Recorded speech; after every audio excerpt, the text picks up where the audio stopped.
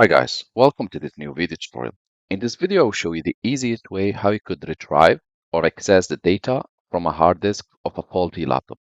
For X reason, your laptop is no longer starting or no longer working, and you would like to use the data which is in the hard disk. I will show you how you can do that. So let's proceed by the first step. So, as a first step, we need to open our laptop and extract the hard disk of it. This is step one.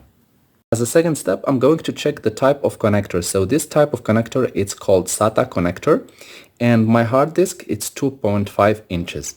What we're going to do, we're going to go online and we're going to buy the so-called USB adapter for 2.5 inches hard disk. This little adapter will allow us to turn this hard disk into an external one, and we will be able to access our data. How it works? So once you have bought the adapter, it comes with this little box and this little connector. So we are going to connect with the connector.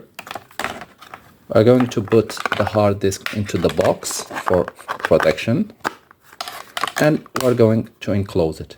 Next step, we'll connect this USB connector to our laptop and we will see the data which is inside.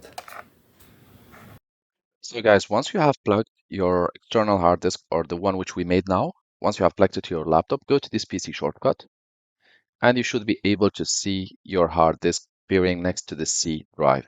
So you can click on it and you will be able to see your data. Thank you guys for watching and talk to you soon in a new video tutorial.